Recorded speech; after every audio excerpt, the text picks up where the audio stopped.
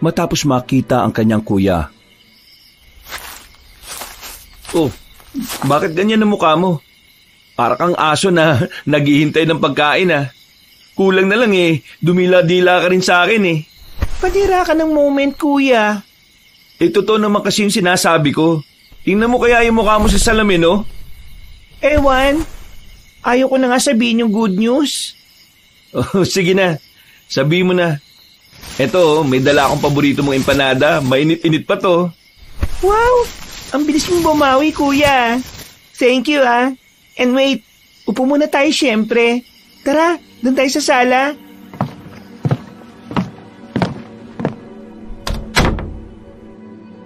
Sabay na nagtungo ang magkapatid sa sala at doon na nga nagpatuloy ng pag-uusap. Maraming sinabi si Dalmia pero hindi naman ito lahat pinakinggan ni Zian. Nagtatanggal lang siya ng sapatos at long sleeves habang pakunwaring nakikinig sa nakababatang kapatid. Pero sa huli ay naagaw na talaga ang atensyon niya nang banggitin ang tungkol sa mga kamag-anakan nila sa probinsya. Talaga? Tumawag sa'yo si Chang Ami? Oo, nagulat ka no? Hindi lang nagulat, gulat na gulat pa. Himala ba to o multo ba siya at nagparamdam bigla? Ano raw sabi? Uutang ba? Hindi kuya, nag-iimbita nga sa akin Kasal daw ni Kuya Juan, saka yung asawa niya. Sino ba napangasawa niya? Sino pa ba? Si Ate Mildred, yung patay na patay sa'yo noon. Oh, sila pala nagkatuluyan? Sigurado ba silang okay lang na nandun ako? Parang nag-aalangan tuloy ako magpunta Oo naman. Pumunta tayo kuya. Namimiss ko na rin magpunta uli ron Makalangap lang ulit ng probinsya vibes. Kaso limot ka na rin kasi yung daan Tagal na nating hindi nakakapunta ron. Simula nung elementary days pa tapos bakasyon lang tayo ron, di ba?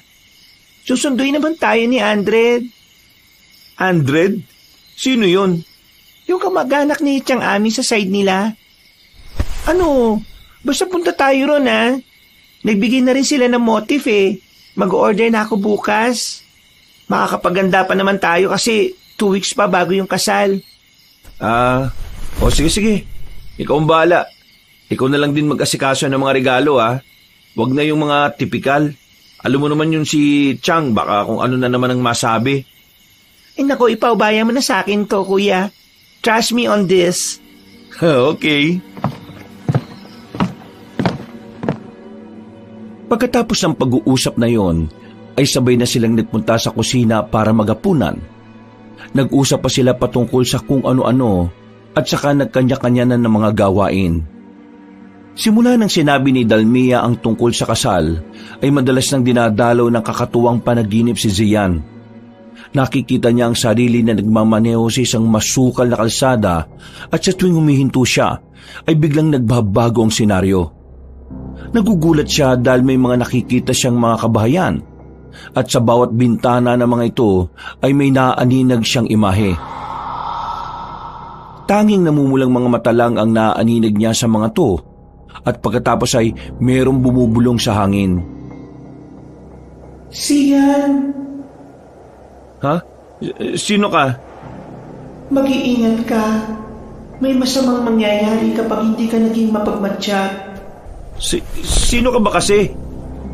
Kahit anong mangyari, umiwas kayo sa balyong yon. Pagkatapos itong ibulong ng mahiwagang babae, ay biglang mas dumilim ang kapaligiran. At walang ano-ano mula sa likuran ni Zian ay sumulpot ang malalaking imahe ng katatakutan. Hindi niya makita ang pinakakabuuan ng itsura, pero tanging ang mabagsik at namumulang mga mata ang nangingibabaw sa mga yon. Sabay-sabay na lumapit ang mga nakakatakot na imahe at pagkatapos ay sinunggaban siya. Napabalikwas siya ng bangon at napasigaw. Pagkalaon ay saka siya naglibot ng paningin. Nakahinga ng maluwag si Zian nang maintindihan na isang masamang panaginip lamang pala ito. Bakit ba madalas akong binabangungot ngayon? At sino kaya yung bumubulong na yun? Hindi ko maintindihan pero parang pamilyar siya sa akin. Pagkatapos uminom ng tubig, ay bumalik siya sa silid at pinagmuni-munihan ng tungkol sa mahiwagang boses. Nakatulugan na lang niya ito ulit hanggang sa mag-umaga na. Lumipas ang araw, gabi at linggo. Mula sa Maynila ay lumipad ang magkapatid papunta sa probinsya kung saan nga ikakasal ang pinsan nilang si Juan sa mapapangasawa nitong si Mildred. Isang linggo ang hininging bakasyon ni Zian sa kanyang pinagtatrabahuan na naaprubahan naman kaagad. Samantalang si Dalmia ay ipinaubaya na lang muna sa tauhan niya ang maliit niyang coffee shop. At katulad ng napag-usapan, mula sa airport ay sinundo silang magkapatid ng kotse. Ang driver nga ay si Andred, na isa sa mga kamag-anakan ng tiyang amin nila dun sa probinsyang yon. Matagal na panahon na ring hindi nakikita ang magpipinsan, kaya aminin man ni Zian o hindi, ay talagang excited siya na makita ang mga kamag-anakan nila rito. Kahit pa nagkaroon sila noon ng hindi pagkakaunawaan dahil meron kasing attitude ang tiyahin nila. Si Chang Ami ay asawa ng kapatid ng tatay nina Dalmia at Zian. Plano sana nila noon na tumira rin sa nasabing probinsya, pero dahil sa pagiging gahaman ng ginang ay nagpasya na silang hindi magtuloy. Nang mamatay ang tatay Abel at tiyo Cain nila, doon mas lalong tumindi ang samaan ng loob. Kaya itinuturing talaga na himala ni Zian ang tagpong ito na inimbitahan sila ng tiyahin sa kasal. Welcome back sa probinsya namin, Kuya Zian, Ate Dalmia. Grabe, ang pogit, ang ganda nyo na lalo ah. Baka imbis na matuwa si Chang, baka mainis lang yun kasi sa itsura nyo. Kahit simple lang ang dating nyo eh. Parang kayo pang may ganap kayo eh. Ikaw talaga, Andred. Makulit ka pa rin talaga eh, no? Real talk lang. Alam mo naman yung Chang natin, inggiterang malalayong kuis. Oh, di pa rin ba nagbabago si Chang Ami? Ay nako ate, himala na lang makakapagpabago ron. Sakim, madera, inggitera, at lahat na yata ng ere nasa taong yun. Ay nako, pasaway ka. Buti nga't inimbitahan kami. Nako ate, inaway-away kasi siya ni Kuya Juan. Dahil gusto talaga ng kuya na imbitado kayo kasi nga special day niya yun. Eh ang Chang natin magaling, nagbida-bida na naman. Sinabihan tuloy ng Kuya Juan na hindi naman siya ang ikakasal eh. Ayun, natameme ang Bruhilda. Yun ang bagong tawag namin sa kanya, Bruhilda.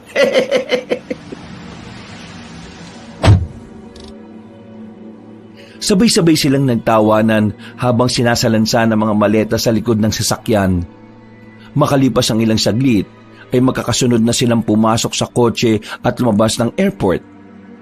Nagpatuloy na ang biyahe. Nagpatuloy sila sa pagkukwentuhan hanggang sa biglang nanahimik si Zian, habang sina Dalmia at Andred ay patuloy na nag-uusap. Uys, parang lalim ng iniisip mo ah. Sino ba yan? Dapat sinama mo na yung girlfriend o asawa mo. Sorry Andred, still single yan si Kuya eh. Ha? Talaga? Sa gwapo mong yan, Kuys. Sayang naman ang lahi natin yan. Huwag ka maniwala dyan sa ate Dalmia mo. Nasa ibang bansa yung fiancé ko. Muntik na ako maniwala kay ate Dalmia. Pero, bakit nga kasi ang lalim ng iniisip mo dyan kanina? Ha? Oh, wala naman. Na-excite lang ako na makita ulit ng personal si Juan.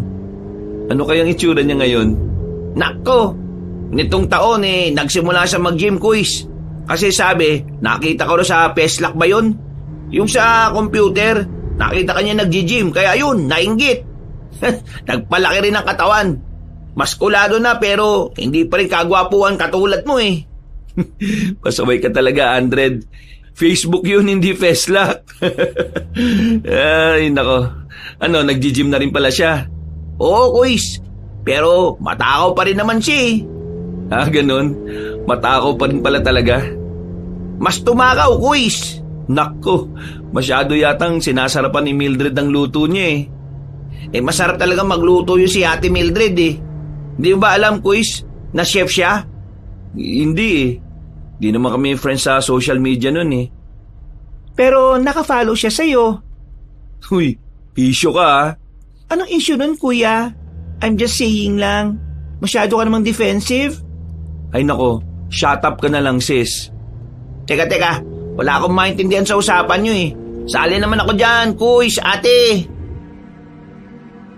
Nagtawanan na lang sila at nang tumahimik na ay muling bumaling si Zian sa magandang tanawin sa labas. Si Dalmia naman ay nagkutkot lang sa cellphone niya habang si Andred ay nakafocus na rin sa dinaraanan nilang kalsada.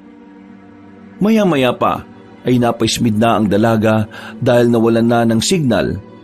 Sinabi nga ni Andred na may malawak nga na area ron na hanggang ngayon ay hindi raw tinatayuan ng telecommunication tower. Ang dahilan ay dahil sa madalas na sinasalakay ng mga rebelde sa bundok ang mga manggagawa. Ang sabi naman ng ilan ay tila may kung anong hiwaga raw na pumipigil sa mga manggagawa na ituloy ang proyekto. At dahil naboboring na si Dalmia, kaya nakipag-usap na lang siya nang nakipag-usap sa nagmamaneho ng sasakyan. May girlfriend ka na ba o asawa, Andred? Naku, wala pa ate. Meron akong nililigawan pero di ko alam kung sasagutin ba ako o pinapaasa lang eh. Ang pangalan niya Miliana.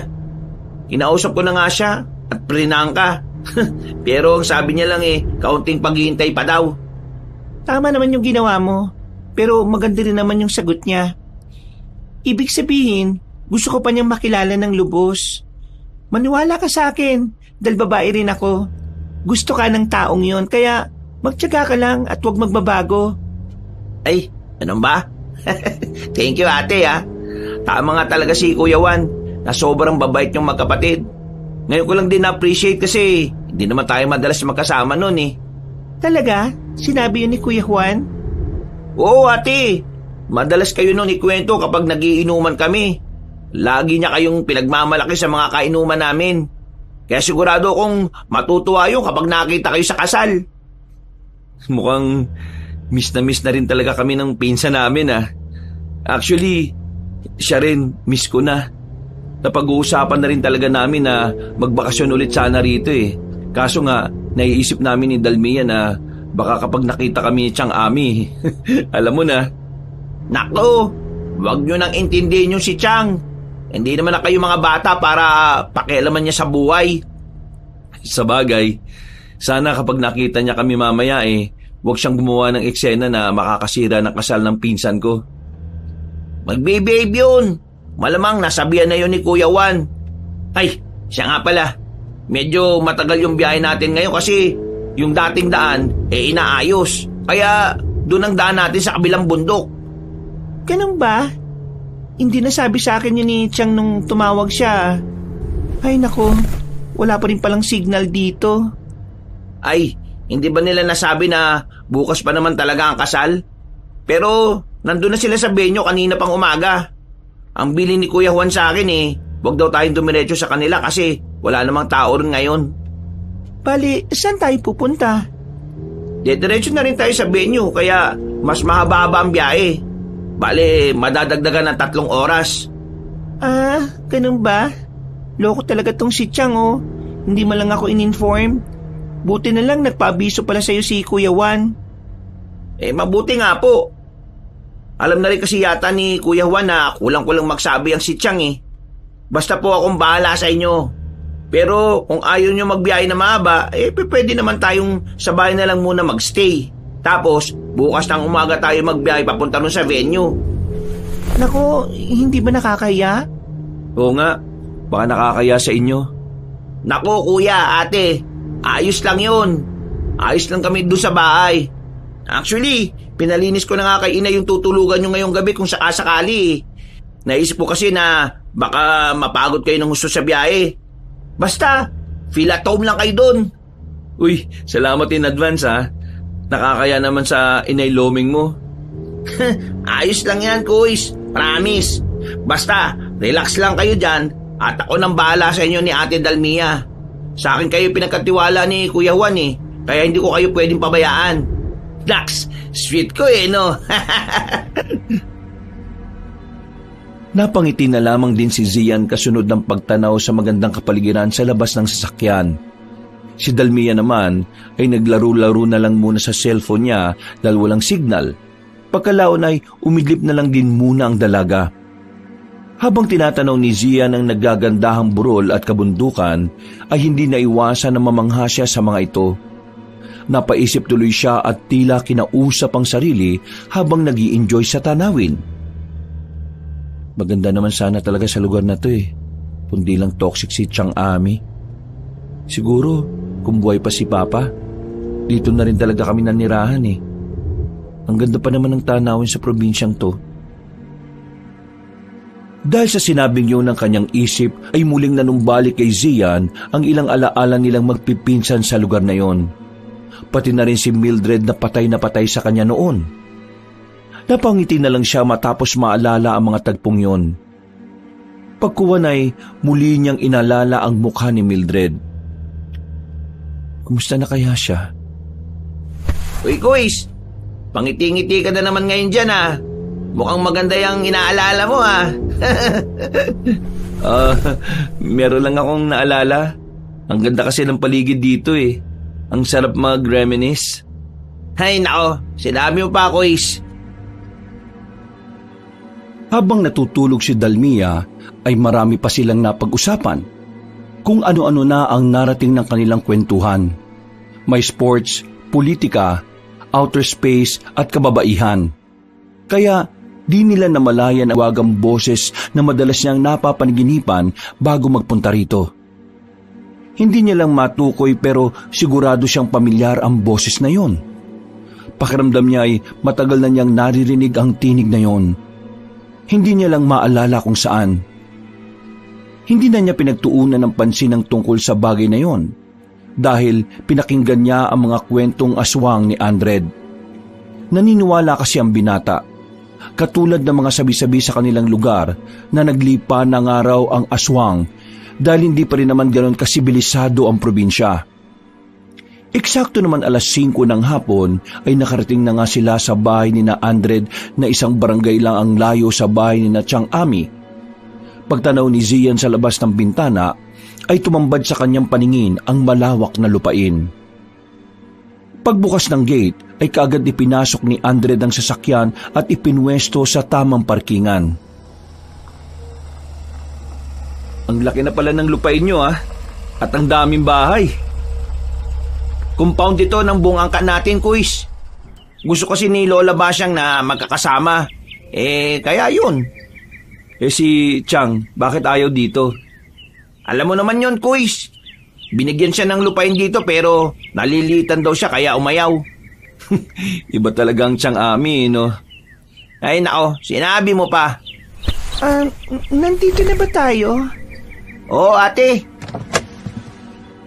Katulad ng reaksyon ni Zian, namangha ng gusto si Dalmia habang patuloy na nakatingin sa compound na napuntahan nila. Nang patay na ni Andred ang makina ng sasakyan, ay lumabas na ito roon na sinundan na rin ng magkapatid. Sinundan lang nila ang binata hanggang sa makarating na sila sa mismong pinto ng magarang bahay. Sinalubong sila ng 2 babae at ang isa ay may edad na habang ang isa ay mas bata pa kay Andred. Nay, eto na po si Ate Dalmia at si Kuya Zian. Kuis, ate, si Inay, tapos itong pangit na batang to, bunso kong kapatid, si Moret. Magandang hapon po, Inay Loming at Moret. Magandang araw po. Natutuwa akong makita kayo ulit. Ang tagal din na panahon na nakauwi kami rito. Salamat po sa pagtanggap niyo sa amin, Matapos magkakilanlan, ay pumasok na nga silang lahat sa loob ng bahay. Paggala ng tingin ni Dalmia at Zian ay namangha sila sa ganda ng interior design ng bahay ni na Andred. Napakasimple lang kasing pumorma ng binata kahit ang buo nitong mag-anak, kaya hindi mahalatang may kaya sila sa buhay. Grabe, yayamanin naman pala kayo, Andred. Kontraktor ba ang Tiyo Gudo? Hindi naman kami mayaman. Sinwerte lang sa palayan. Saktuhan lang. Oh, dito na ang kwarto mo, Kuis. Tapos Ate Dalmia, yung sayo yung katapat. Relax lang muna kayo dyan, at magbibihis lang muna ako. Tatawagin ko na lang kayo kapag kakain na tayo ng hapunan. Matapos magkaintindihan, ay nagsarado kagad ng pinto ang dalaga. Si Zia naman ay saglit na inilapag ang maleta sa tabi ng kama, saka nahiga at pumikit. Nag-check siya ng cellphone pero sobrang hina ng signal kaya inilapag na lang niya ito. Pagkatapos noon ay nagpalit na rin muna siya ng damit na pambahay para mas maging komportable ang kanyang pagkilos. Pagiga ay nakatulog siya ulit at muli na namang dumalo sa kanya ang kakatuwang panaginip na katulad pa rin ng dati. Nakatayo siya sa tapat ng isang baryo at sa bawat bintana ay nakikita niya ang mga matang namumula. Habang naririnig ang mga ungol na parang sabik na sabik siyang atakihin. Zian? Sino ka ba? Bakit mo ko laging dinadalaw? Pinakikita ko sa iyo ang maaari mong sapitin, kaya umiwas ka sa kapahamakan. Ano bang ibig mo sabihin? Huwag na kayong tumuloy sa pupuntahan niyo dahil mapapahamak lang kayo. Pagkatapos sabihin ito ng mahiwagang tinig ng babae, ay biglang kumulog at kumidlat. Pagkatapos nang mapalingon ng binata sa mga kabahayan, ay nagulat siya dahil nasa labas na ang nilalang na kanina ay nakasilip lang sa bintana. Sa unang pagkakataon ay nakita niya ang nakakatakot na mukha ng mga yon, kaya nagimbal siya ng husto. Tumakbo siya ng tumakbo pero ang katawan niya naman ay hindi umaalis sa pwesto. Naabutan siya ng mga halimaw at sabay-sabay na hinawakan hanggang sa makorner siya. Nang dambahin siya ng mga ito, ay napabalikwas siya ng bangon matapos na maramdaman ang malamig na kamay sa kanyang muka. Kuya, binabangungot ka na naman yata. Umuungol ka eh. Mabuti na lang talaga at lumabas ako ng kwarto dahil kung hindi, baka kung ano na nangyari sa'yo. Hindi kagad nakapagsalita si Zian at doon na nga biglang nag-sink in sa kanya ang tungkol sa mahiwagang tinig. Naalala niya noon na madalas niya rin itong naririnig bago pa man masangkot sa aksidente ang mga magulang nila. Noon kasing 13 years old siya, ay pinaalbularyo siya ng ina dahil sa dalasang pagkakaroon ng hindi magandang panaginip. Nasabi nga na meron siyang isang gabay diwata na pinangalan ng Diwa. At simula nang painumin siya ng gamot para iwas bangungot, ay hindi na niya naririnig ang tinig. Ngayon na lang dahil nitong nakalipas lang, ay nakaligtaan na niya ang pag-inom ng gamot. Huwag mong sabihin na hindi ka na nagtitake ng gamot mo, ha? Ha? Oo eh. Mga 1 buwan na. Ano?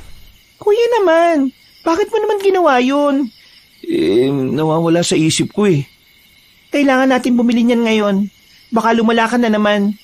Naalala mo pa ba yung nangyari sa'yo noon? Namuntikan ka ng mamatay? Ayos lang naman ako. Saka na, pagkatapos ng kasal ni Juan. Huwag kang mag-alala. Dahil maghahanap din ako ng pharmacy drug na mabibilhan dito. Dala ko naman yung reseta ko eh. Napabuntong hininga na lang si Dalmia pero wala na rin naman siyang magawa. Makalipas pa ang ilang sandali ay tinawag na nga sila ni Andred para makapaghapunan.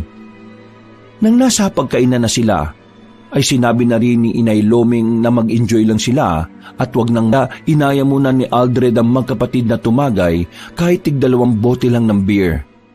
Hindi naman tumanggi ang dalawa dahil gusto rin nila ito para makatulog sila pare-pareho na mahimbing. Nag-inom silang 3 sa balkonahe sa 2 palapag ng bahay at masayang nagkwentuhan habang inuubos ang 6 na pirasong bote ng beer. Matapos ang masayang palitan ng mga kwento, ay nakaramdam na rin ng antok si Dalmia kaya nauna na siyang magpaalam sa 2 lalaki. Naiwan nga sina Zian at Aldred na nagkukwentuhan kahit wala nang iniinom na alak. Siya nga pala. Ang kwento mo kanina tungkol sa aswang. Totoo ba na may baryo dito na puro aswang? Ang sabi ng mga nakakatanda, meron daw. Pero kasi kuis, sa tagal ko na rito, 25 na ako. Napuntahan ko na halos lahat ng mga baryo o sityo. Pero wala naman ako na-discovering ganyan eh. Mabuti naman pala kung ganun. Bakit mo naman pala natanong, kuis? Wala naman. Kasi ganun na madalas kong naririnig kapag napupunta ako sa mga ganitong lugar eh. Saka di ba, Kahit noong pa mga bata kami, alam ko na rin naman ang reputasyon ng probinsya nyo pagdating sa mga aswang, ulam at iba pang kababalaghan. O siya, tulugan na muna tayo dahil maaga-aga pa tayo bukas, di ba? Ay, oo nga pala, Kuis. Para makapag-prepare pa kayo ron. Hapon pa naman sisimulan yung kasal eh. Nagtulong na nga sila na magligpit ng mga kalat at pagkatapos ay nagkanya-kanya na sila ng tulog. Kinabukasan, pasado 6:30 ng umaga, ay maganda ang naging gising ni Dalmia at Zian dahil nakatulog din sila pareho na mahimbing. Matapos makapagilamos ng muka, ay bumaba na sila pareho at nagtungo sa kusina kung saan ay naabutan nila si Inay Lomeng at Muret. Bumati lang sila na magandang umaga at sinaluhan ng mag-ina sa pagkain. Ang sabi kasi ng ginang ay mga bandang 9:00 pa magigising si Andred. Nakipagkwentuhan pa sila hanggang muling matalakay ang tungkol sa aswang. Hindi rin alam ni Zian kung paanong napasok ito sa kwentuhan. Pero narinig na lang niya kay Inang Lomeng na nitong araw nakalipas ay madalas nilang nababalitaan ng tungkol sa pagsalakay ng aswang. Mga 3 o 4 na araw ang nababalita na nawawala mga kabataan dahil dito. Kaya sa buong bayan ay mas tumindi ang curfew na nagsimula nitong nakalipas lang. Dahil dito ay naalala ni Zia ng tungkol sa babala ng mahiwagang tinig sa kanyang panaginip. Pero si Dalmia naman ay parang wala lang. Wala kasing kamalayan ng dalaga tungkol sa bagay na ito. Sigurado ang matipunong lalaki na may katotohanan ng babalang yon. Dahil ganito rin ang nangyari bago maaksidente ang mga magulang nila at ang tiyuhin na asawa ni Chang Ami. Sana naman walang mangyari masama sa amin. Lord, gabayan mo po sana kami. Ilang saglit pa ay nagising na nga rin si Andred. Bumayak kagad ito at nag-almusal at bago mag-10:00 ng umaga ay umalis na silang 3. Sakay ng kotse ay kaagad na nagmaneho si Andred palabas ng compound. Hanggang sa paglipas ng halos lagpas 15 minutos ay narating na nga nila ang pamilihan. Kuya, ate, baka may gusto muna kayong bilhin ha? Kasi doon tayo dadaan sa kabila eh. Di ba sabi ko kahapon, inaayos yung pinakamalapit na daan dahil may tulay na nagiba. Hindi rin ako pamilyar sa dadaanan natin ngayon pero ang sabi sa akin ng mga kakilala ko, bukod sa walang signal wala raw halos kabahayan. Baka mauhaw o magutom kayo kasi mahaba ang biyahe natin eh. Mas mabuting bumili na muna tayo ng mga ngata at saka inumin. Pagtango ng magkapatid ay lumabas na nga sila ng kotse para bumili ng kung ano-ano. Nag-ikot-ikot si Zian hanggang sa makakita nga siya ng mga panghimagas. Medyo maraming tao kaya ilang minuto rin silang naghintay bago makabili. Medyo nahirapan pa siyang makipag-usap dahil ang nagbebenta ay hindi marunong sa salitang Tagalog. Mabuti na lang ay merong isang batang lalaking edad 12 anyos na bumili rin at parehong nakakaintindi ng Tagalog at salitang ginagamit sa probinsya. Dahil doon ay nabili rin ni Zia ng gusto niyang panghimagas.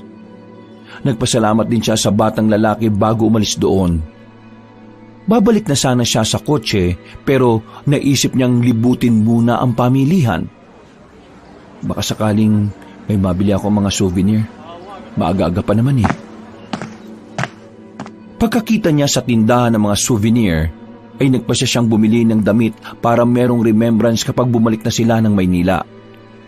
Namili na rin siya ng mga keychain para ipasalubong sa mga kakilala. Sinamahan na rin niya ng tsinelas para meron siyang magamit at hindi siya palaging nakasapatos. Nang mabili na ang dapat na mabili, ay nagmadali na siyang pumunta sa parking area. Nakita niyang nakasimangot na si Dalmia sa kanya, kaya nagmadali siyang pumasok sa loob ng sasakyan. Bumili pa kasi ako nitong mga to eh. T-shirt, saka keychains. Ipapamigay ko sa mga katrabaho ko pag uwi natin na Maynila. Kuya, 1 linggo pa naman tayo rito eh. Okay na, huwag ka na magalit. Andred, sige na, mag-drive ka na. Excited na tong kapatid ko eh. Kala mo siya yung ikakasal. Napangiti lang si Andred at nagsimula na ngang magmaneho ng sasakyan. Paglagpas ng pamilihan ay lumiko na kagad sila sa sinasabing luma at mahabang daan. Sa bukana pa lang ay masasabing liblib na nga talaga ang lugar.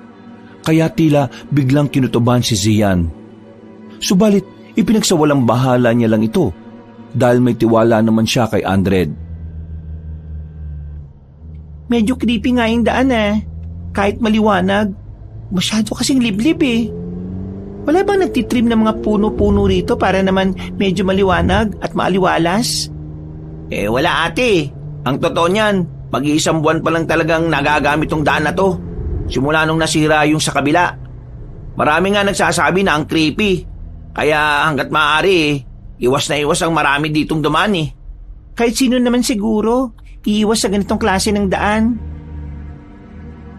Hindi na umimik si Zian. Tumingin-tingin lang siya sa mga kapunuan habang patuloy ang pagdadrive ni Andred.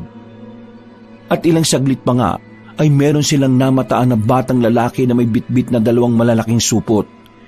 Ito yung batang lalaki na tumulong kanina kay Zian habang bumibili siya ng panghimagas. Nang makita niyang tila hirap na hirap ang kawawang bata, ay pinahinto niya si Andred na nagtataka naman.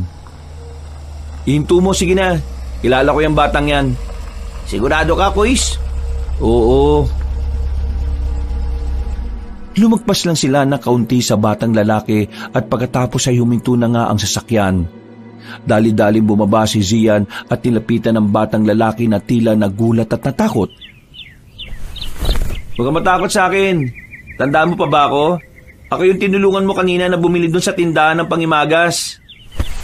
Opo. Namumukhaan ko po kayo. Bakit po? Ako pala si Zian. Kuya Zian. Ikaw naman? Gaza po. Ano pong kailangan nyo, kuya? Wala naman akong kailangan. Gusto mo ba na umangkas na lang sa amin? Mukhang mabigat yung dala-dala mo At papunta ka rin sa dadaanan namin. Halika na. Sumabay ka na muna sa amin para hindi ka na mahirapan. Ay, hindi na po, kuya. Sige na. Please. Mukhang mabigat kasi yung dala mo Tulong ko na rin dahil sa ginawa mo kanina. Huwag ka mag-alala. Dahil hindi naman kami masasamang tao Yung nagmamaneho ng sasakyan, taga rito lang din yan. Kami lang ng kapatid ko yung dayo rito. Atin kasi kami ng kasal ng pinsan ko Doon pa sa kabilang ibayo. Ganun po ba? Oo. O ano? Tara na. Sige na nga po. Dahil mapilit ka po. Pero doon lang po ako bago sa pagliko pa kaliwa Kasi sabi niyo po, di ba, didiretso kayo? Sige. No problem. Pagkasakay ng batang lalaki ay kaagad na pinaandar ni Andred ang sasakyan. Napatingin naman si Dalmia sa batang lalaki at tila kakaiba ang pakiramdam niya sa batang ito. Kung titingnan kasi ay parang kakaibang bata si Gaza.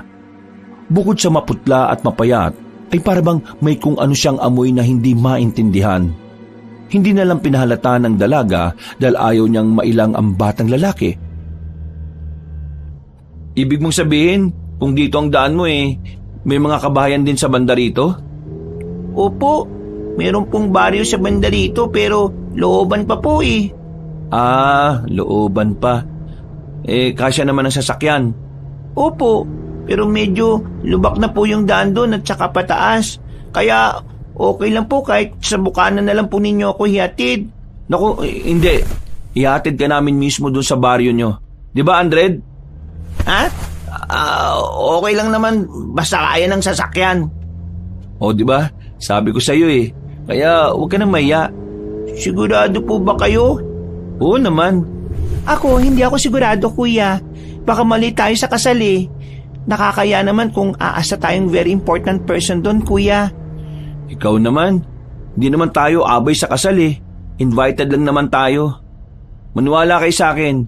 Makita lang tayo ni Juan na mag-attend masayang-masaya na yon. Ay nako, bahala ka na nga. Yan ka na naman, kuya Pala desisyon ka mabigat nga kasi itong dala ni Gaza. Saglit lang naman yun Wag na po kaya, kuya. Nakakaya naman sa kanila Ay nako, wag mong intindihin yung mga yan. Magtiwala ka sa akin, Gaza. Ihahatid ka namin hanggang sa inyo. Di ba, Andred? Siyempre, kaya relax ka lang dyan, Utoy. Nagpatuloy na nga sila sa biyahe habang nag-i-enjoy si Zian na kausap si Gasa. Natutuwa siya dahil madaldal rin ng batang lalaki na talagang sumasagot sa lahat ng mga tanong niya.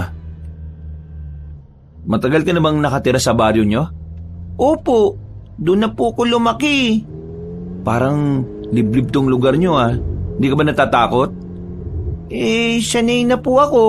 Sabi nga po ng mga matatanda dito sa amin, itong lugar namin tirahan daw po ng mga kung ano-anong nilalang. Ha? Anong kung ano-anong nilalang?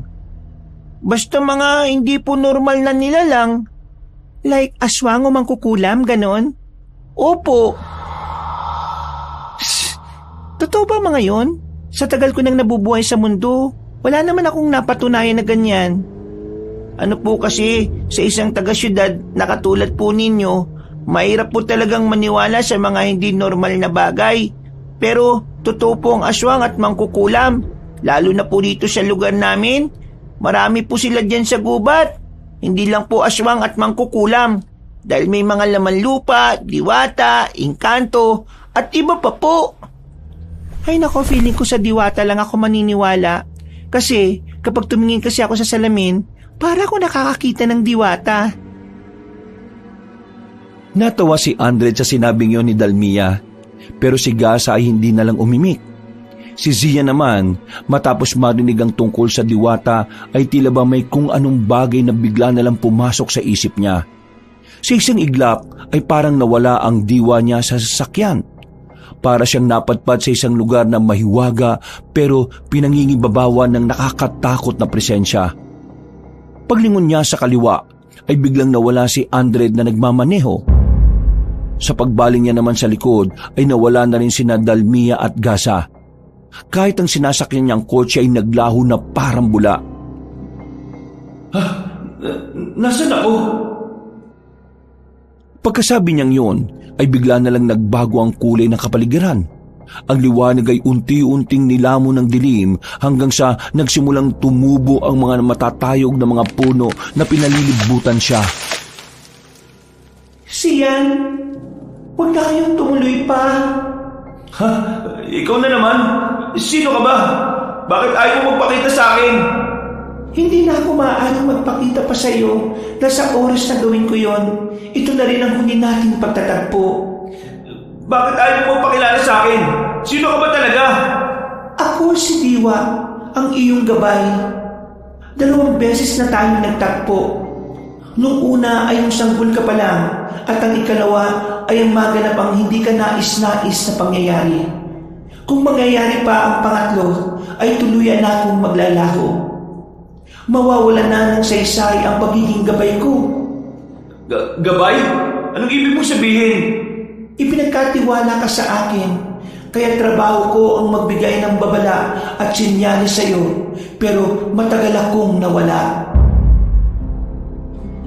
Biglang naalala ni Zia ng pangyayari nung naaksidente ang mga magulang niya. Sinubukan niyang pigilin ang mga ito pero hindi niya nagawa. Kaya sumama siya sa biyahe. Sa katunayan ay kabilang sana siya sa mamamatay pero nagpakita sa kanya si Diwa at iniligtas siya. Dahil dito ay siya ang nag-iisang nakaligtas sa aksidenteng yun. At dahil sa nangyari, sa tuwing magkakaroon siya ng mga bangungot na pangitain ay inaakala na parte ito ng trauma na nangyari sa kanya. Dito na siya nagsimulang uminom ng medisina hanggang sa tuluyang makalimutan si Diwa. Nang maalala niya ang mga yon, ay nanlaki ang mga mata niya sa pagkabigla. Naalala na kita. Ikaw nga yung nagligtas sa akin noon sa aksidente. Oo, ako nga. Kaya makinig kang mabuti sa akin.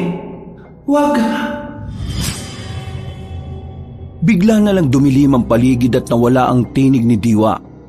Pagkatapos ay tila ba sumulpot na lang sa harapan niya ang mga kabahayan na mayroong mga taong nakadungaw sa bintana. Tila nagising sa ulirat si Zian nang tapikin siya sa balikat ni Andred na nakangiti pa. Kuys, nandito na tayo. Ha? Kanina ka pa parang wala sa sarili. Kinakausap kita kanina. Puro ka lang oo ng oo. Ha?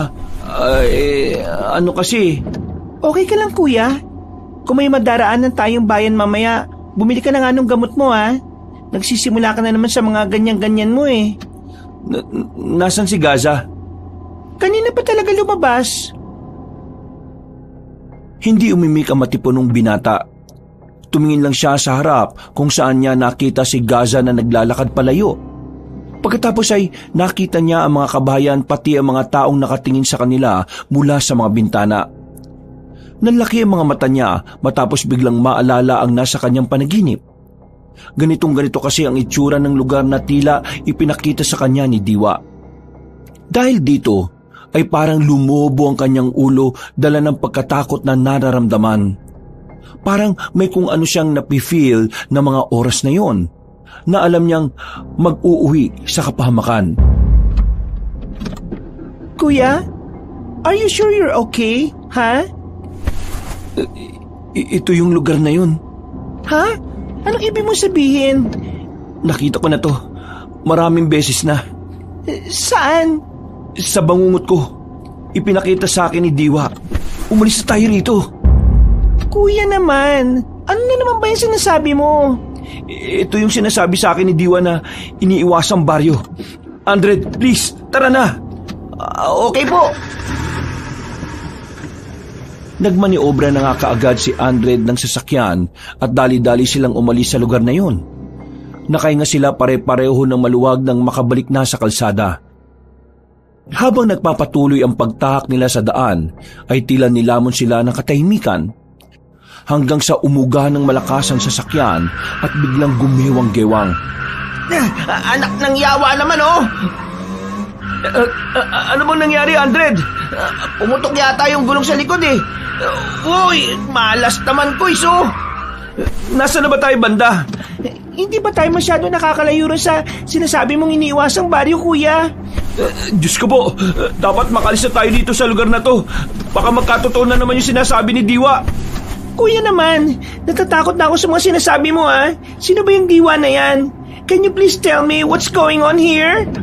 Sinabi ko na to sa'yo noon, nung mga bata tayo, pero hindi ka naman naniniwala sa akin eh. Malamang, mga bata pa tayo noon, kaya hindi ko naman din matandaan yun, kuya.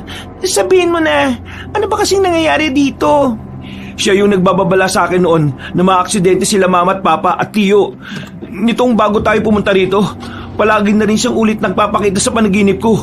Pinakita niya yung baryo na yun. Ang sabi niya, umiwas tayo ron dahil... Dahil? Mapapahamak tayo. May mga nakita kong aswang sa lugar na yun. Baryo yun ng mga aswang, kaya kailangan na natin magmadaling makalis dito. Namilog naman ang mga mata ni Dalmia at Andred pagkarinig sa sinabing yun ni Zian. Nangamba rin sila dahil kung may katotohanan ng sinasabi ng matipunong lalaki, sigurado nga na delikado at alanganin ang mga buhay nila ngayon. Kagad kinuha ng dalaga ang cellphone at naghanap ng mainam na signal. Nang makita na, ay sinubukan niyang tawagin ng kahit na sinong kontak. Kaya lang ay kusang nagda-drop ang call dahil sa hina ng signal. My God, ano ba to? Walang tutulong sa atin dito, Kuya Zian. Anong gagawin natin? Andre, please, ayusin niyo na yung gulong habang maaga pa. Pinilit tumawa ni Andred dahil gusto niyang maging light lang para sa kanila ang mga pangyayari. Kita na kasi niya ang tensyon sa itsura ng magkapatid. Samantalang si Dalmia ay humanap ulit ng pwesto hanggang sa magkaroon ng 2-signal bar. Dali-dali na lang siyang nag-text kay Kuya Juan para ipaalam na naflatan sila ng gulong at kailangan nila ng tulong. Bago mawala ng signal ay ipinaalam na rin niya na nasa lumang daan sila, malapit nga sa kinaroroonan ng iniiwasang baryo. Ilang minutong inangat ng dalaga ang kamay para makasagap ng mainam na signal, habang ang dalawang lalaki naman ay madalian na binaklas ang gulong na na-flat. Yes! Nasend na guys kay Kuya Juan. Siguradong may darating ng tulong sa atin. Ate, sana ma-realize mong nasa kasal ngayon si Kuya Juan. Mababasa niya pa yung text mo. Posibleng mamayang gabi o baka bukas na. Ay, shucks! Habang natataranta ang babae, ay nag-focus naman na ang dalawang binata sa pag-aayos ng gulong. At sa kinamalas-malasan nga naman nila, ganun na lang ang gulat ni Andred nang makita na flat din ang ekstrang gulong. Manong, sigurado akong hindi flat to eh. Chinek ko ba to kanina bago tayo umalis eh. Baka may ginawa yung batang yun. Nak ng teting naman oh. Mukhang siya ang nagplano ng pagka-flat ng gulong natin. Kuya, kasalanan mo to eh. Kung di mo sinabay yung batang yun, hindi sana mangyayari to. Ate, kuya, wag na tayo magsisiyan. Habang naghihintay tayo ng mga sasakyan dadaan, mas mabuting itulak na muna natin tong sasakyan. Kapag pababa, sasakay tayo pare-pareho. Kapag naman pataas, magtutulak tayo na magtutulak. Makakarating din tayo sa patutunguhan natin. Kaya wag na kayo mag-away na magkapatid. Please? Dahil sa sinabing yun ni Andred ay nanahimik na lang si Dalmia at pumasok na sa loob ng sasakyan. Ganun na nga ang ginawa nilang dalawang lalaki. Sakay tulak sila ng maraming beses. Mabuti na lang ay medyo makulimlim ang paligid at hindi masyadong tirik ang araw. Nagpatuloy sila sa pagsakay tulak hanggang sa madaanan na nila ang matayog at nilulumang arko. Nakatinginan sila na halata ang kaba at takot sa mga mata nito. Pareho silang napahinto dahil sa kakaibang pakiramdam. Pero pagkalaon ay nagpatuloy pa rin sila sa pagtutulak ng sasakyan. Saglit na tumingin si Zian sa kanyang relo at nagulat siya nang makita na mag-aalas 3 na ng hapon. Saka siya muling napalingon sa nasabing arko at biglang napa-sign of the cross. Kalma lang, Kois. Makakalampas din tayo dito. Kasalanan ko lahat to eh. Huwag mo nang sisihin ang sarili mo. Wala na rin naman tayong mapapala kapag ginawa mo yan, Kois. Salamat ah. Pero kung nakinig lang sana ako sa pangitain ko, kay Diwa, hindi mangyayari ang ganito sa atin eh. Magiging ayos lang ang lahat. Tiwala lang, Kois. Maya-maya, may dadaan din namang sasakyan dyan at makakaingi tayo ng tulong. Wala nang umimik sa kanilang dalawa. Tahimik at patuloy na lang tinulak ang sasakyan kahit damang-dama na ang pagod. Si Dalmia naman ay nanatili sa loob at siyang nagmamaniobra ng manibela ng sasakyan. Puspusan na ang dalawang binata sa pagtutulak. Dahil ang tanging nais lang talaga nila sa ngayon ay tuluyang makalayo na sa lugar na yon. At kung papalarin ay makarating sila ng ligtas sa kanilang pupuntahan. Nang makalagpas ng ilang metro sa nilulumang arko, ay sabay na napasulyap doon sina Zian at Andred. Subalit nalaki ang mga mata nila nang makakita ng 4 na kalalakihan na lumabas mula sa likuran ng mga punong malapit doon. Nakatingin ang mga yon sa kanila habang nakangiti. Nang makita yun ni Zian ay kinungutan kagad siya ng matinding takot. Bigla niya kasing naalala ang nakita sa panaginip. Sila yun. Sila yung mga nakita ko sa panaginip ko. Ang mga ngiti at ganyang klase ng mukha. Ganyan-ganyan yun. Ganun ba, Kois? Oo, Andred. Sigurado ko. Kung ganun eh, pumasok na tayo sa loob ng sasakyan. Hindi na tumugon pa si Zian. Sinunod na lang niya ang sinabi ng nakababatang binata. Sabay silang pumasok sa loob ng sasakyan, saka ito nilak. Nagtaka naman si Dalmia at ang mapalingon siya sa rearview mirror ay naaninag niya ang mga kalalakihan. Dahan-dahang lumapit ang mga yon habang nag-iiwan ng ngiting nakakaloko. Sino mga yan? Saan sila galing? Hindi namin alam, pero magpalit na muna kayo ng pwesto ni Andred. Nang magkapalit na nga ng pwesto ay eksakto naman na dumating ang 4 na kalalakihan sa nakatigil na sasakyan. Huminto ang mga yon. 2 sa kanan at 2 sa kaliwa. Kaya naging mas mapagmatsyag ang 3 nasa loob ng kotse. Kuya, kinakabahan ako. Huwag kang tumingin sa kanila. Idiretso mo lang ang mga mata mo. Sinunod ng dalagang nakatatanda niyang kapatid. Tumingin lang siya ng diretso. Kahit ang totoo ay gusto na niyang maiyak sa takot. Samantalang ang mga kalalakihan naman ay walang ginagawa kundi pagmasdan lang sila. Kuya, ate, mag-seatbelt kayo. Paandarin ko tong sasakyan kapag may ginawa silang kung ano. Paano mong gagawin yun? Paano kung maaksidente tayo? Flat ang gulong natin. Kalma lang ate, akong bahala. Hindi ko kayo hayaang mapahamak. Paano ko kakalma sa ganitong klase ng sitwasyon? Paano kung mga aswang sila tapos kunin nila tayo at pagpiesta ng karne at dugo natin? Huwag kang mag-isip ng kung ano-ano at makinig ka sa sinasabi ni Andred. Kumalma ka lang at mag-pray ka.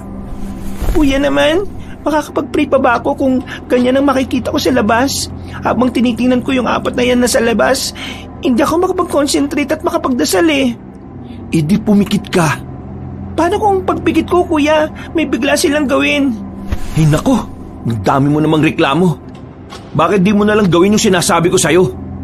Bakit parang ikaw pang naiinis, kuya? At saka, bakit parang kasalanan ko? Ikaw naman ang dahilan kung bakit tayo naipit sa ganitong sitwasyon eh. Sige na, sisihin mo lang ako ng sisihin. Baala ka. Natigilan na sila sa pagtatalo dahil biglang kumalampag ang likurang salamin ng kotse at pagkatapos nabasag yun. Nagulat sila na may tumalsik na solid na bato. Napapikit din silang saglit dahil sa nagtalsikang bubog. At pagdilat ng mga mata ng magkapatid ay ganoon na lang ang gulat nila dahil nakadungaw na sa nabasag na salamin ng isa sa mga lalaki. Nakangiti yun at kitang-kita sa namumulang mga mata ang tuwa habang nakikita silang natatakot. Hindi na nag-aksaya pa ng oras si Andred. Kahit flat ang gulong ng sasakyan ay binuhay niya pa rin ang makina nito. Pagkatapos ay hinarurot niya kaagad ito hanggang sa malampasan nila ang 4 na kalalakihan. Hindi naman umalis ang mga yun sa kanilang pwesto. Nakangiti lang habang pinagmamasdan silang papalayo. At nang tila hindi talaga maganda ang lagay ng gulong ng kotse, ay sinikap ni Andred na kontrolin ang takbo. Pero nagulat sila dahil bigla na lang ding sumulpot sa kung saan ang isang nilalang at lumagpak sa bubungan ng kanilang sasakyan. Sa gulat ay nagsigawan silang 3 hanggang sa maya-maya pa ay napahinto sila. Sabay-sibay silang napatingin at nakiramdam sa kung ano o sino ang nasa bubungan. Narinig pa nila ang marahan nitong paglalakad. Hanggang sa umungol yon na parang isang halimaw. Dahil dito ay napasigaw sa takot si Dalmia na hindi na kinaya pa ang mga nangyayari. Diyos ko po, kuya! Andred! Ano yung nasa bubong na sasakyan natin? Hindi ko alam, ate. Diyos ko! Mamamatay na tayo rito! Mamamatay na tayo! Hindi na tayo makakarating sa kasal! Huwag mo sabihin yan, Dalmia! Makakauwi tayo! Muling umungol lang kung anong nilalang at pagkatapos ay sakay ito tumalon-talon sa bubong. Napalingon naman sila roon hanggang sa mapansin nila na wala na mga kalalakihang nasa likuran. Hindi kalayuan sa kanila. Dahil dito ay hindi na rin nakapagtimpi pa si Andred. Kinuha niya ang nakatagong bat sa ilalim ng upuan at pagkatapos ay hinampas niya sa bubong. Nagulat ang magkapatid na Dalmia at Zian. Habang ang kung sino mang nilalang na nasa bubong ng kotse ay biglang tumigil. Saan galing yung bat mo? Nakatago talaga to sa ilalim ng upuan ng kotse. Para sa katulad ng mga ganitong pagkakataon, kuis. Hindi pa man sila natatapos sa pag-uusap ay nakarinig na sila ng pagaralgal na ungol. Halata na kung sino man ang nilalang na nasa bubungan ay parabang nagalit dahil sa ginawa ni Andred. At walang ano-ano sa gitna ng makulimlim na paligid ay biglang tumalon sa unahan ng kotse ang nasabing nilalang. Nayupi ang unahang bahagi at nag-crack din ng salamin sa unahan ng sasakyan. Sabay-sabay nilang pinagmasdan ang nakatalikod na nilalang na parang kahait lang ng isang bata. Pero ang balat nito ay itim na parang uling.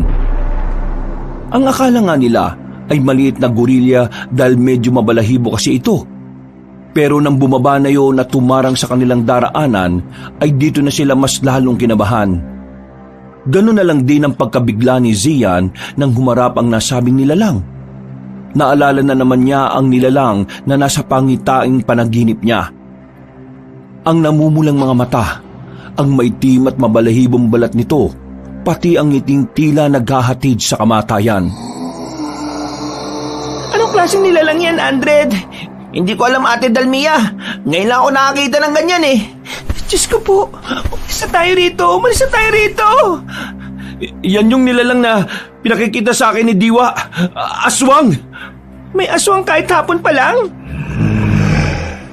Natigilan na ang dalaga dahil narinig nila ang pagaralgal na ungol ng nasabing nilalang.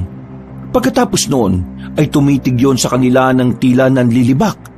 Si Andred ay pinaandar uli ang sasakyan kahit flat ang gulong. Sinubukan niyang bundulin ang halimaw na nasa harap nila at nagulat silang tatlo dahil walang kahirap-hirap nitong napigilan ng kotse. Pagkatapos ay umangil na naman ang nakakatakot na aswang. Dahilan para mas lalo silang magimbal. Hinawakan nito ang unahan ng kotse at piniga ito. Dahil doon ay lalong natakot ang tatlo. Lalo na nang makita nila ang nasabing nilalang na tuwang-tuwa at naglalaway pa. Diyos ko po, Andred!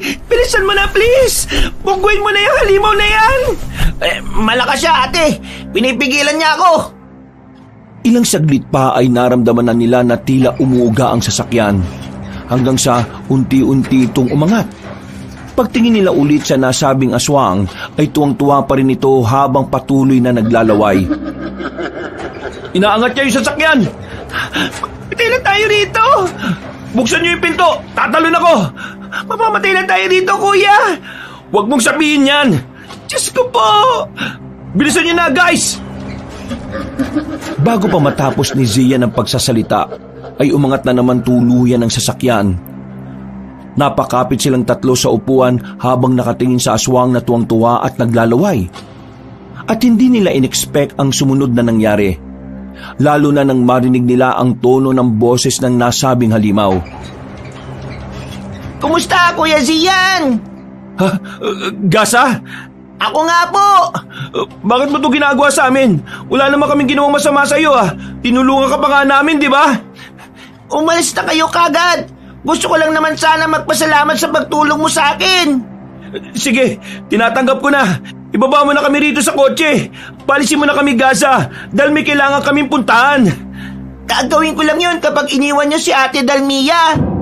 Anong sinasabi ng halimaw na yan, kuya? Kitang-kita ko ang reaksyon niya kanina. Para siyang nandidiri sa akin eh.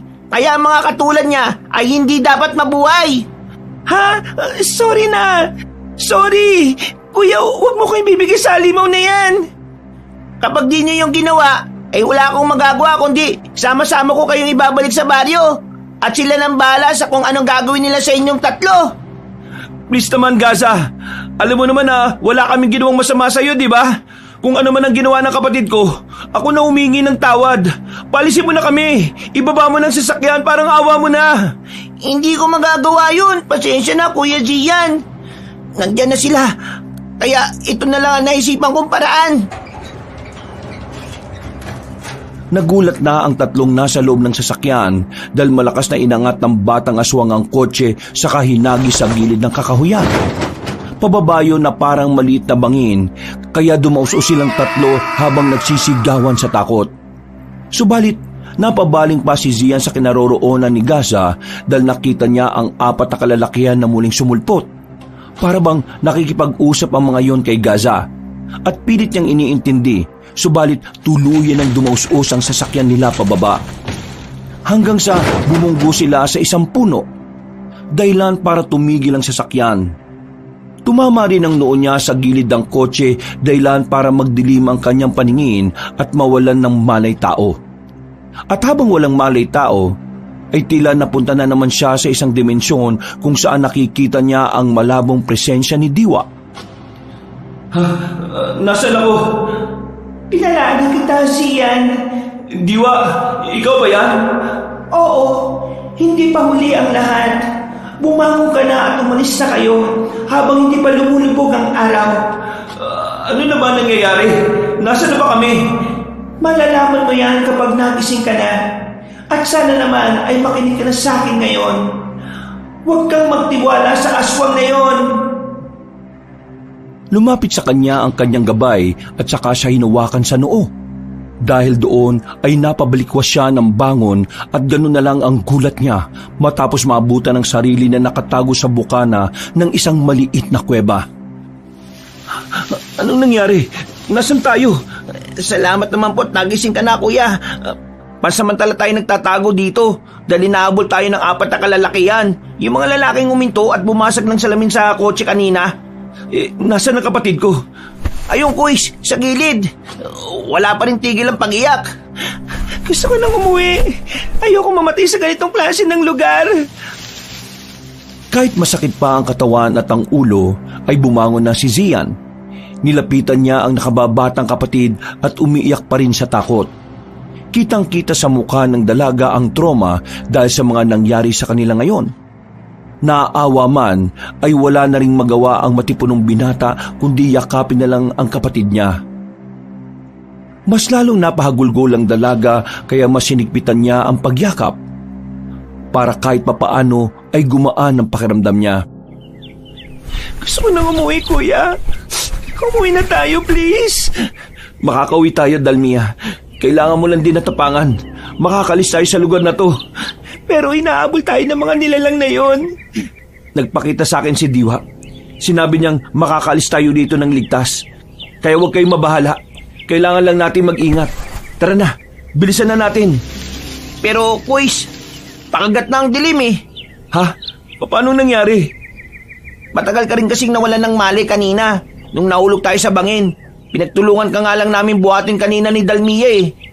Hindi na nagpakita yung batang aswang pero yung 4 na lalaki kanina, sila yung umabol sa atin. Ha? Ganun ba? Naalala ko ngang bigla na may kinuwento noon yung lolo ko tungkol sa mga aswang na may kakaya magpalit ng anyo kahit may araw pa. Meron ba talagang ganun? Oo, Kuis. Kambyon adlawan ang tawag sa kanila. Ang pangalan nito ay hango umano sa salitang kambyo o palit at araw. Tumutukoy yun sa kakayahan nilang makapagpalit bilang aswang kahit may sikat pa ang araw. Parang ganun yung batang si Gaza. Pero yung mga kalalakihan, hindi naman sila nagpalit ng anyong aswang kanina eh. Kung ganun, kailangan na nating umalis dito habang papalubog pa lang ang araw. Aabot pa ba tayo, Kuis? Hindi ko alam. Hindi ba't ikaw ang taga rito? Pasensya na. Kinakabahan lang ako talaga eh. Hindi ko alam kung anong gagawin natin. Nangako pa naman ako kay Kuya Juan na hindi ko kayo pababayaan. Pero ito tayo ngayon, nalalagay sa alanganin. Ikaw na nga ang nagsabi kanina, di ba? Na wala nang oras pa para magsisihan tayo. Magmadali na kayo. At aalis na tayo. Dahil kung magtatagal pa tayo dito, posibleng hindi lang ang lalaking yun ang humabol sa atin, kundi ang mga taga-baryo na mismo. Ilang beses na ipinakita ni Diwa sa pangitain ko ang lugar na yun. Kaya kung tutusin ako talaga ang may sala eh. Pero wala nang panahon para magturuan tayo kung sinong may sala. Kaya tara na. Nang okay na ang lahat, dala ang mga ginawa nilang sandata gamit ang bato at mga sanga sa kakahuyan, magkakasabay na nga silang umalis sa lugar na yon. Mga ilang metro pa lang ang layo nila Dalmia, Zian at Andred mula sa pinagtaguang kuweba, ay sumalubong agad sa kanila ang mabigat na katahimikan na kagubatan.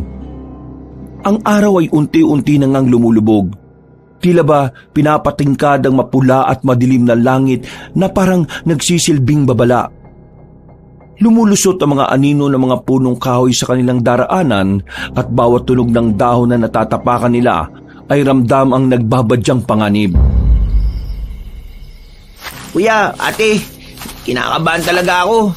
Siguro, mas mainam na sa kuwebang yun na lang tayo magpalipas ng gabi. Parang mas ligtas pa tayo ron eh. Hindi tayo nakakasiguro dyan, Andred. Kasi kung ligtas tayo ron, siguradong nagbigay ng pahiwatig sa akin si Diwa. Pero wala naman siyang ginawang ganun eh. Ganun po ba? Pero hindi ko alam ha. Basta kinakabahan talaga ako, Kuis. Pasensya na ha. Walang problema.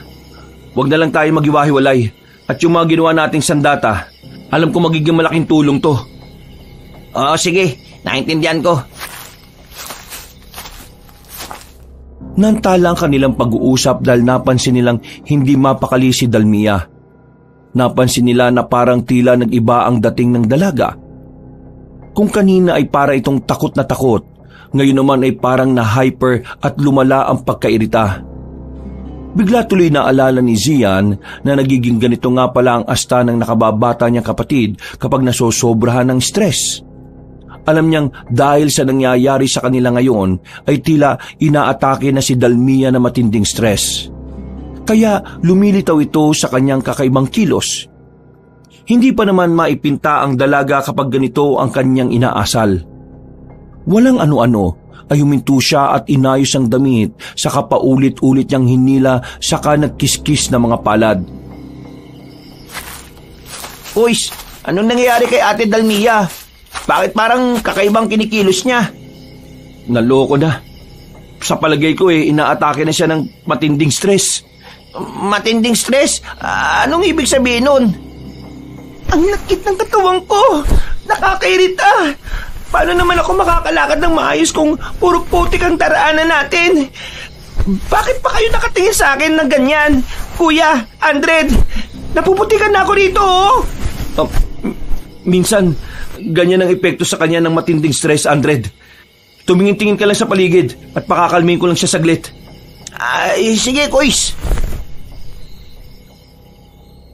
Habang nakatigil ay nilapitan nga muna ni Zian ang nakababatang kapatid na tila iritable pa rin. Alam na rin kasi niya ang gagawin kapag nakakaganito na ang dalaga.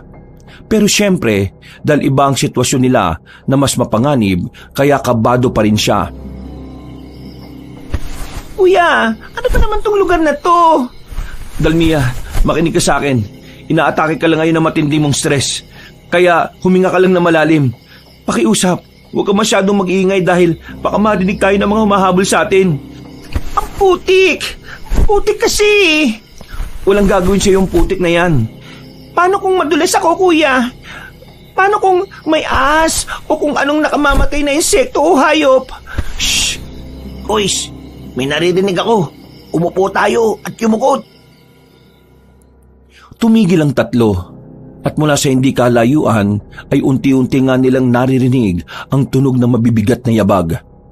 Dahil dito ay kaagad tinabihan ni Zia ng nakababatang kapatid at saka yun niyakap habang patuloy ang pagmamasid sa kadiliman. Tila bumalik na sa normal na pagkatakot ng dalaga matapos marinig ang mabibigat na dagungdong ng paa. Kaya mas lalong hinigpitan ni Zia ng pag-alo. Si Andred naman ay maingat na lumapit sa kanila habang nakahanda na rin ang sandata. Walang ano-ano ay umalingaw-ngaw ang nakakakilabot na alulong ng kung anong nilalang.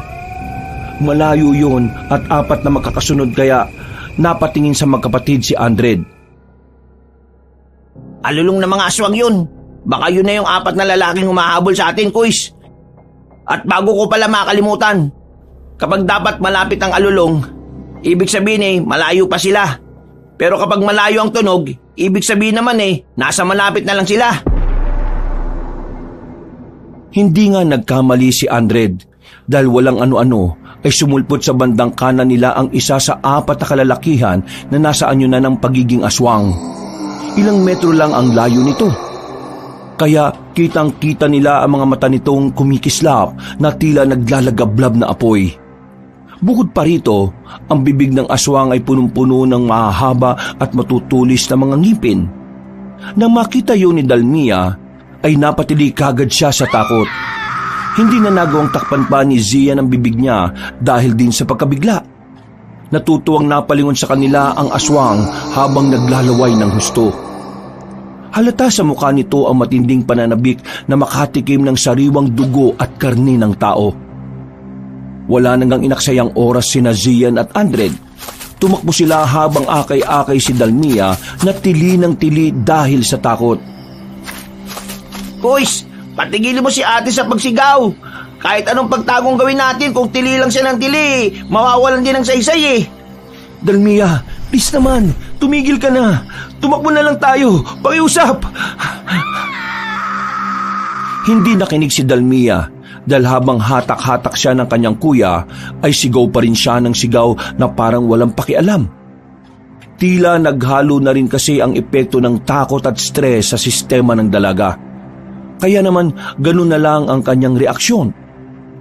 Dahil dito ay hindi na rin talaga nakatiis si Andred.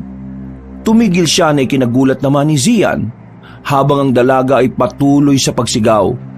Ang aswang naman na humahabol sa likuran nila ay papalapit na ng papalapit.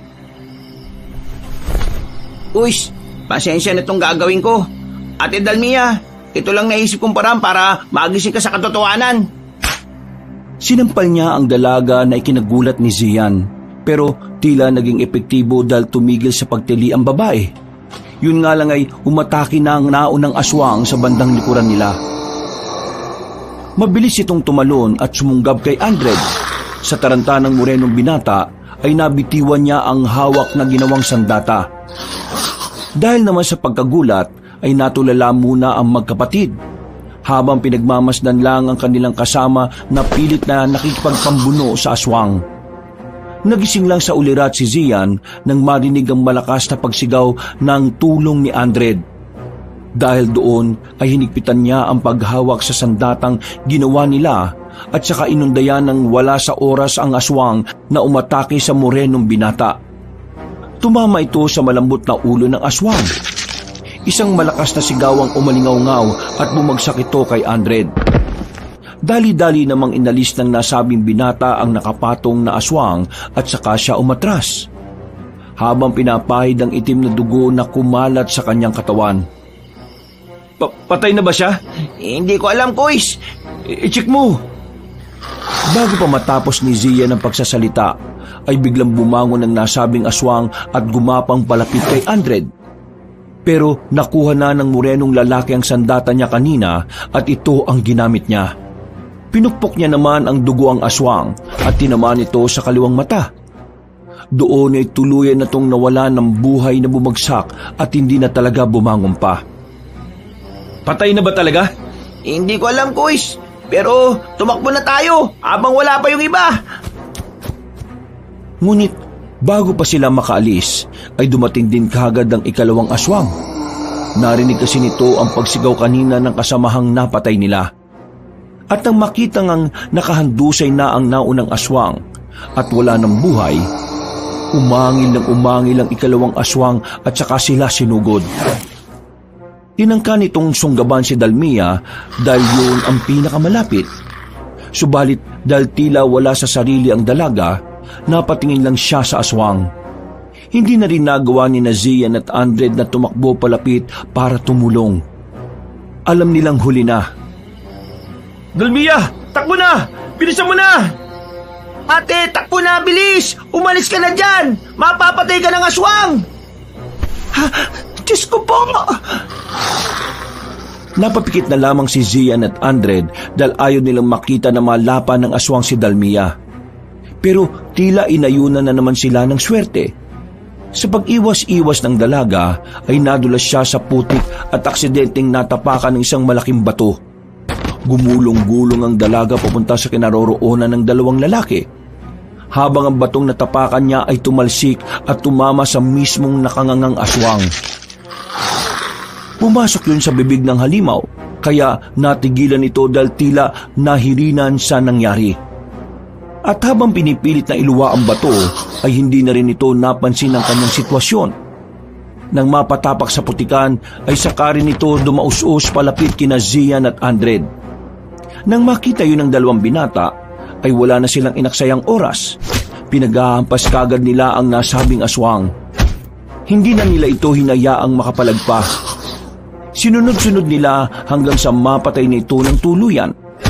Pero ang totoong naging sanhi ng kamatayan nito ay dahil sa batong bumara sa lalamunan. Nang makita at maamoy ni Dalmi ang dugo ng aswang, ay napatras siya at nagsimula na namang mataranta. Gusto ko na umuwi, kuya. Ayaw ko na rito. Pakiusap naman. Ikalma mo ang sarili mo. Alam ko matapang ka. At alam ko rin mahirap ang sitwasyon natin ngayon, pero huwag kang magpalamon sa stress na yan. Nahihirapan ako huminga, kuya. Huminga ka lang na malalim hanggang sa bumalik sa normal ang pakiramdam mo. Paglabanan mo ang matinding takot at stress sa utak mo. Nandito lang kami ni Andred at hindi ka namin pababayaan. Boys, nandito na rin yung dalawa pang aswang. Anong gagawin natin? Tumakbo na tayo. Siguradong hindi natin sila kakayanin, lalo na sa kalagayan ni Dalmia. Pero Kuis, napatay na natin yung naunang dalawa eh. Siguradong nasa panig natin ang swerte ngayon. Nakita mo naman yung nangyari kanina, di ba? Hindi swerte ang nasa panig natin. Ang Diyos mismo ang nasa panig natin. Pero wag na tayong lumaban. Tumakbo na tayo. Pag-angil ng dalawang aswang na dumating matapos makitang namatay na ang dalawa nilang kasama. Umungol ang mga yun at mabilis na tumalon patungo sa kanila. Dahil dito ay sinunod na nga ni Andred ang payo ng nakatatanda.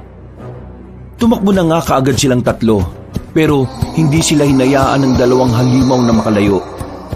Umatake ng sabay ang mga aswang at sa pamamagitan ng matinding determinasyon ay nakahanap sina Dalmia, Zian at Andred ng tamang tiyempo. Mula sa isang maliit na siwang sa pagitan ng dalawang puno ay mabilis silang dumaan dito. Sumunod ng dalawang halimaw pero dahil sa laki ng katawan nila kaya hindi sila umubra.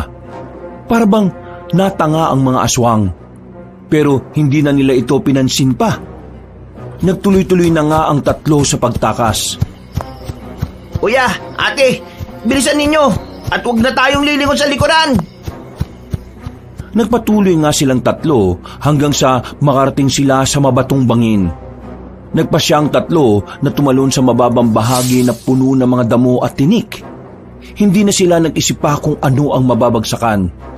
Mas mahalaga sa kanila na matakasan ng mga walang awang aswang. At talagang panig sa kanila ang Diyos dahil lumagpak sila sa tubig. Meron pala kasing maliit na ilog sa banda roon. Hindi lang nila narinig ang agos dahil nakafocus silang lahat sa aswang. Kuys, nakaligtas tayo! Natakasan natin ang mga aswang! Oo nga, natakasan natin sila. Gusto ka nang umuwi. Mahabol ba nila tayo? Huwag kayo mag-alala, Kuys, ate. Dahil hindi naman na nakakatawid ang mga aswang sa kabilang parte ng tubig. Siguradong malayo pang makikita nilang lupa at sa mga oras na yon, posibleng nakalayo na tayo. Dahil sa sinabing yun ng binatang Moreno, ay tila nakahinga ng maluwag ang magkapatid. Pero hindi pa rin sila ligtas dahil nasa parte pa rin sila ng baryo ng mga aswang.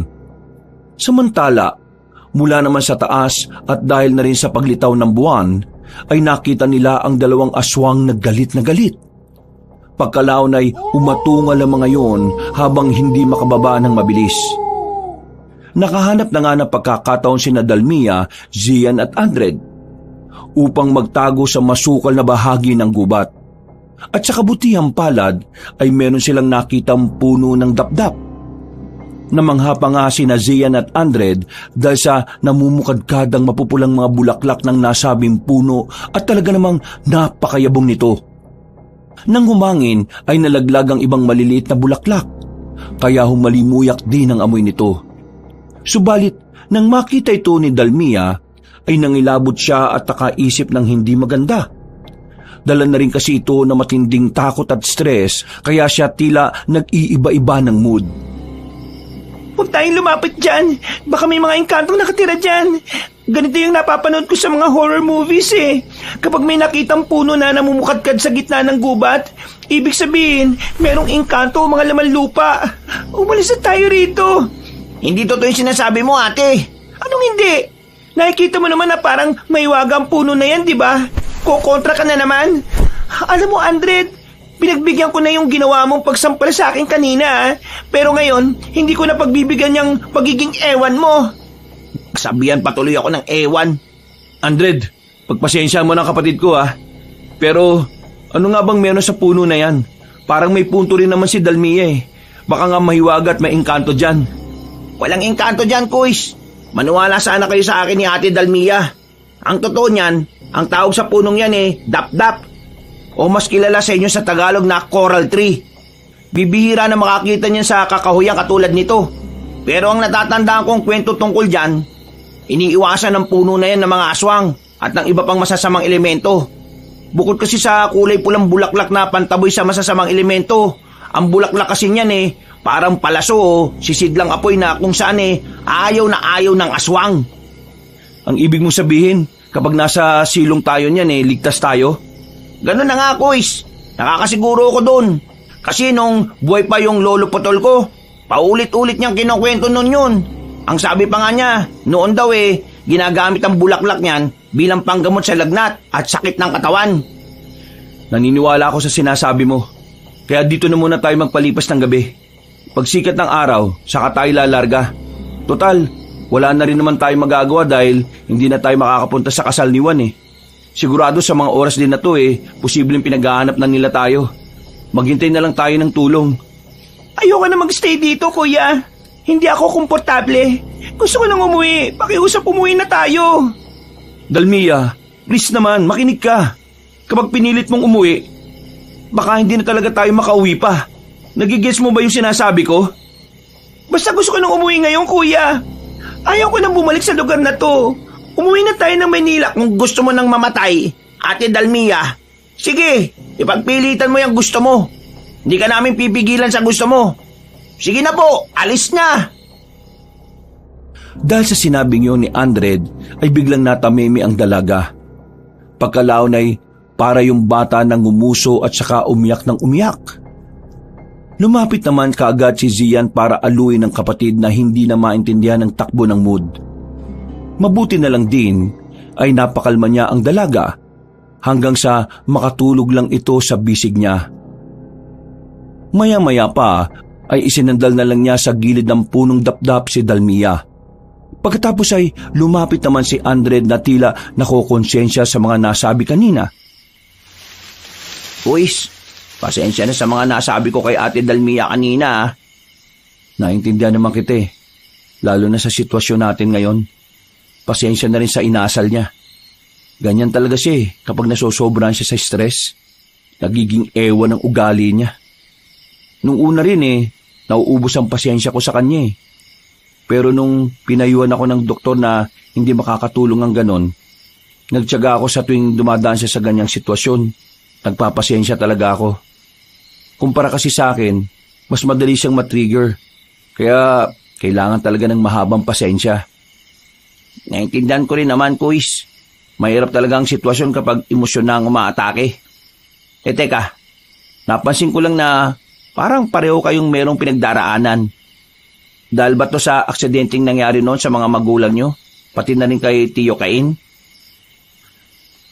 Oo, dahil nga to sa trauma ng aksidente kay nanay at tatay. Yun ang sabi ng doktor sa amin noon. Pero sa kaso naman, patagal ko na talagang nakikita si Diwa. Yun nga lang palaging sa panaginip lang. Noon siya sa akin nakapagbibigay ng babala. Nasabi ko na nga rin na sabi ng albularyo noon na siya ang gabay ko. Malaking tulong din siya, Kuis. Sana nga lang matulungan niya tayo ngayon dito sa sitwasyon natin. Yan nga ang dasal ko Andred. Ay teka, maiba tayo. Ligtas naman talaga tayo dito sa silong ng punong dapdap, di ba? Oo, Kuis. Nakakasiguro ako. Itataya ako ang sarili kong buhay. Grabe naman ang sariling buhay. Naisip ko lang, kung safe naman tayo dito, siguro magpahinga na rin tayo pareho. Mas okay siguro kung magpalitan na lang tayo. Okay pa rin na merong isang gising sa atin para makapagbantay sa palibot nitong puno. Ligtas nga tayo dito at hindi tayo malalapitan ng aswang, pero kung may gawin silang kakaiba, baka mapano tayo. Oo, sige. Tama. Ikaw na munang matulog. Gigisingin ko na lang kayo kapag may napansin akong kakaiba. Sigurado ka ba, Kuis? Oo, sige na. Umidlip ka na. Para pare-pareho tayong may lakas. Minuto ay narinig na ni Zia ng paghilik noon, kaya napaismid siya. Sana all, mabilis makatulog sa kahit anong sitwasyon. Ay, nakakaingit naman tong si Andred Tumayo ang batipunong lalaki. Pagkatapos ay nag-inat-inat siya ng katawan para mawala ang antok, pagod at gutom na nararamdaman niya. Pagkalaon ay naglakad-lakad din siya at inikot ang nasabing puno para masigurong makita kung may panganib o wala. At nang nasa kabilang parte na siya ng puno ay biglang merong kumalsko sa harapan. Natigilan siya at napatitig sa halamang tila umuuyog-uyog.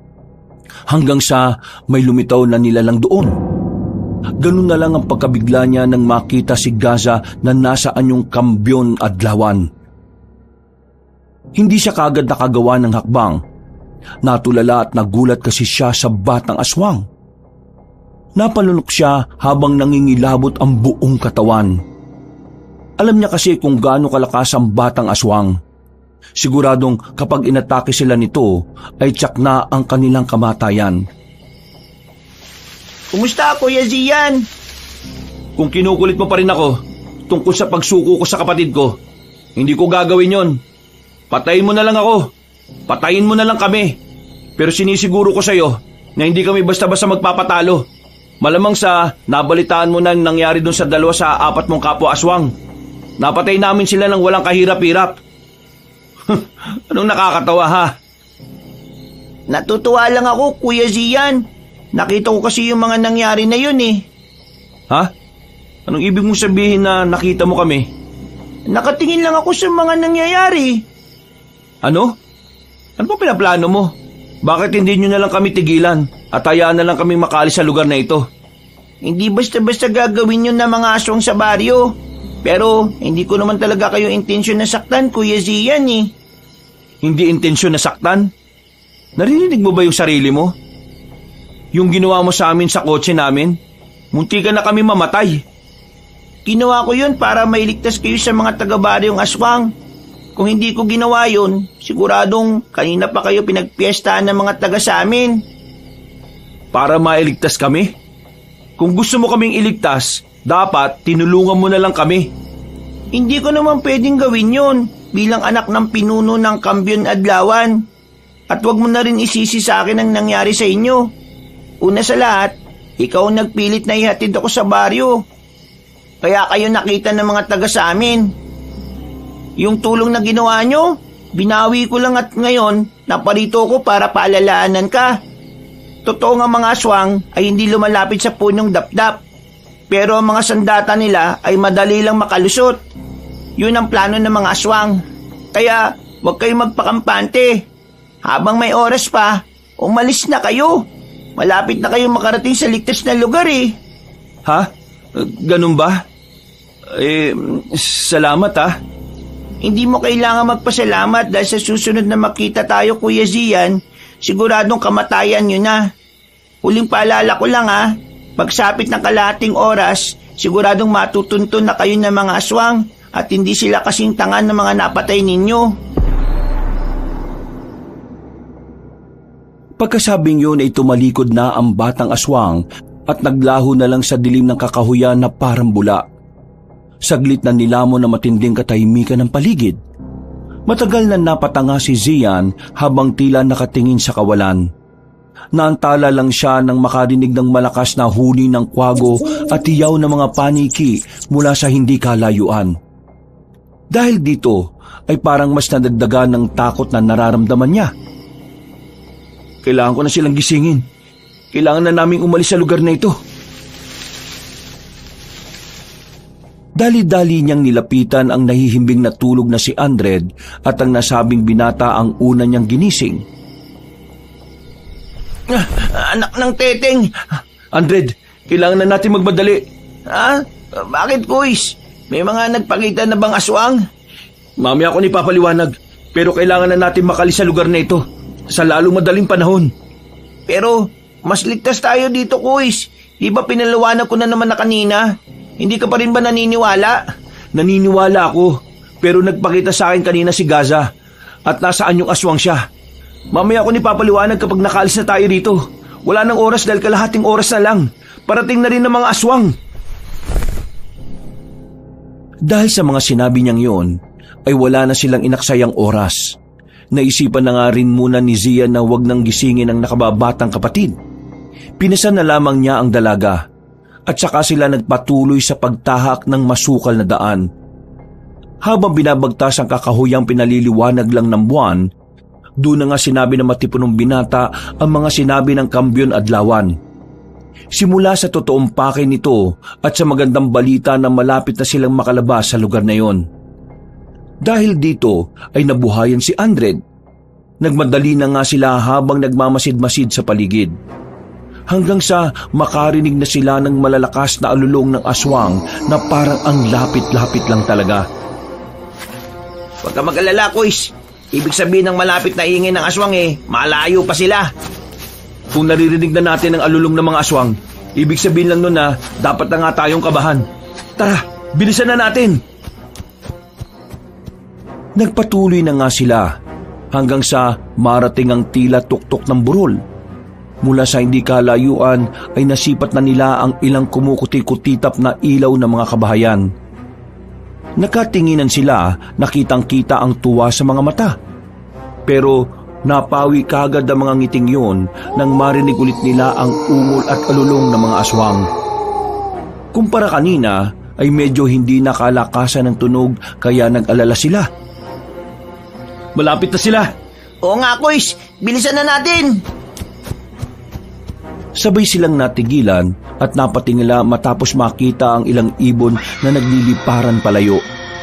At sinundan yun ng muling pag-alulong ng mga aswang na mas malayo na talaga akong pakikinggan. Nang pababa na sila sa burol ay eksakto namang naalimpungatan si Dalmia. Dahil dito ay natigilan si Zian na napatingin sa nakababatang kapatid na pasan-pasan niya. Ilang saglit pa ay bumaba na ang dalaga at tumingin-tingin sa paligid. Medyo nailang pa nga ang morenong binata sa kanya dahil naalala na naman ito ang pagsampal kanina. Pero parang bumalik na sa dating wisyo si Dalmia na parang hindi na naalala ang mga nangyari. Anong nangyari? Nasaan na tayo, kuya? Malapit na tayo sa ligtas na lugar. Nakikita mo ba yung mga ilaw na yon sa hindi kalayuan? May mga kabahayan na, kaya kaunting tiis na lang. Talaga? Diyos ko, salamat naman. Kaya tara na, habang malayo pa ang mga aswang. Sige, kuya. Nandiyan na sila.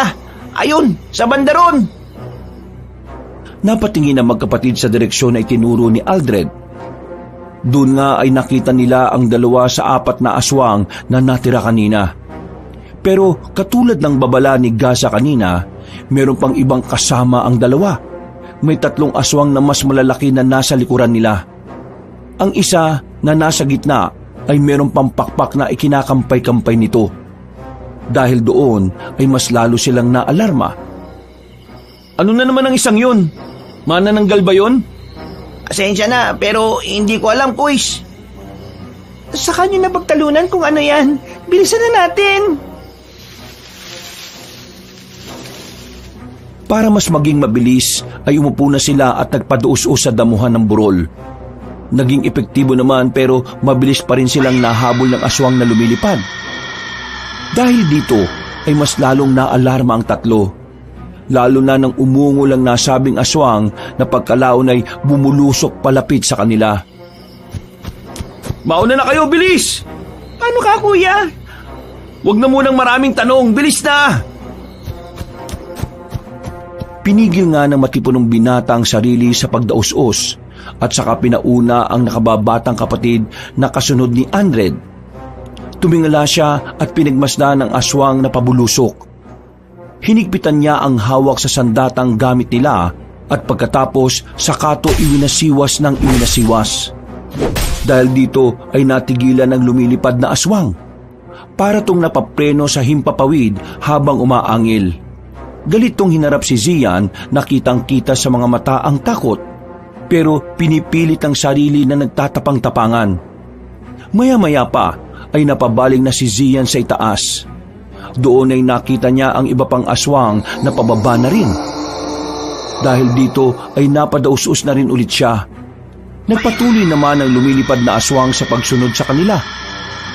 Nagulat na lang ang matipunong binata dahil nakakita na siya ng mga nagliliparang bato. Napatakip tuloy siya ng ulo para maproteksyonan ito laban sa mga pagbagsak ng bato. Pagtingin niya uli sa ibaba ng burol, nakita niya si Andred na siya palang bumabato sa mga aswang. Galit na galit tuloy ang mga halimaw at kitang-kita na gustong-gusto nilang makanti ang morenong binata.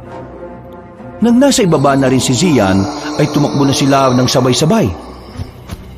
Bakit niyo pa ako inintay? Di ba sinabi ko naman sa inyo na mauna na kayo? Si Ate Dalmia po ang nangungulit eh. Sabi niya, wag daw kaming aalis hanggat wala ka. Kuys, teka, nasaan na yun? Anak ng teteng oh. Tumakbo na sila palayo, pero hinahanap pa rin nila kung saan nagpunta si Dalmia. Dahil tuloy dito ay hindi na nakapag-concentrate si Zian sa pagtakas sa mga aswang. Natuon na kasing atensyon niya sa nakababatang kapatid. At ilang saglit pa nga ay narinig na nila si Dalmia na sumisigaw at humihingi ng saklolo. Dali-dali nilang tinungo ang kinaroroonan ng dalaga. Pero sa kasamaang palad ay may mga aswang nang humarang. Dahil dito ay nagkahiwalay din tuloy ng landas si Zian at si Andred. Mas marami rin ang sumunod sa morenong binata kaysa sa matipunong lalaki. Patuloy pa rin ang pagsigaw ng tulong ni Dalmia. Nang malapit na siyang matunto ng nakatatandang kapatid, ay sumunggab na nga sa binata ang isang aswang. Nagpagulong-gulong sila at nagkaroon ng pambuno. Hanggang sa makakalmot si Zian sa bandang hita at tagiliran. Dahil dito ay tumagas ang masaganang dugo. Nang maamoy ito ng halimaw ay mas lalo lang itong nasabik na mapatay siya. Hindi ininda na matipunong binata ang sakit. Gamit ang kanyang lakas, bago pa siya makagat sa leeg ay sinipa niya sa tiyan ng aswang. Pagkatapos ay sa kanya ito inundaya ng sandatang hawak. Tinamaan yun sa mukha pero daplis lang. Napatras ang aswang kaya dali-daling bumangon si Zian habang iika-ika.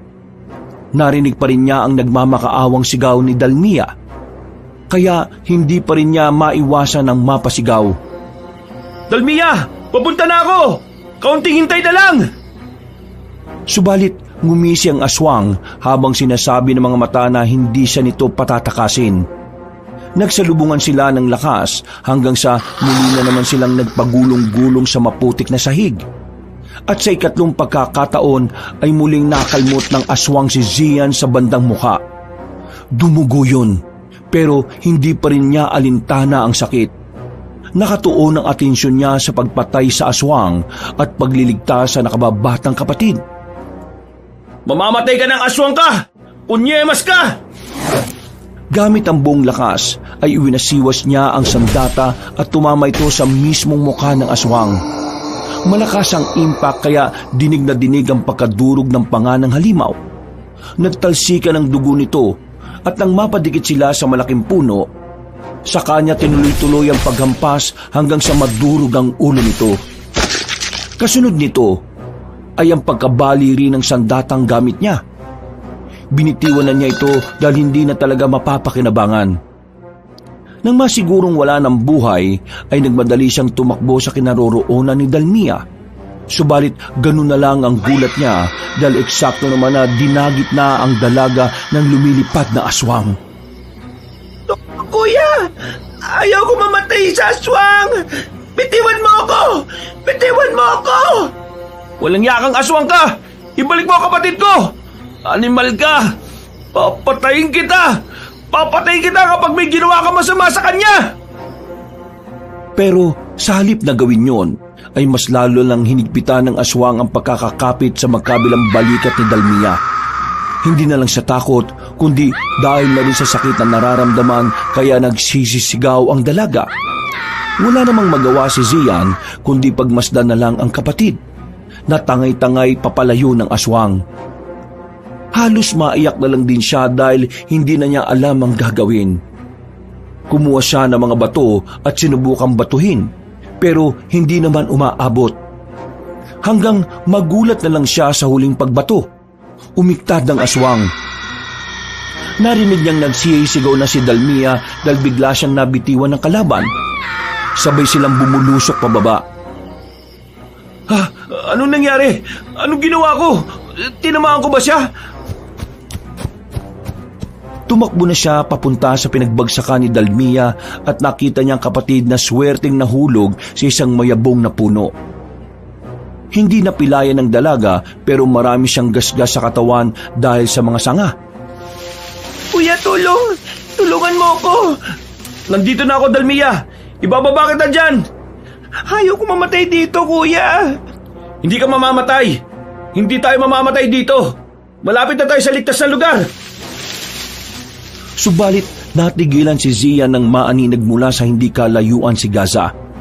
Ganun na lang ang gulat niya nang makita na hawak na nito sa kaliwa ang putol na ulo, habang sa kanan naman ay ang mga pakpak ng aswang kanina.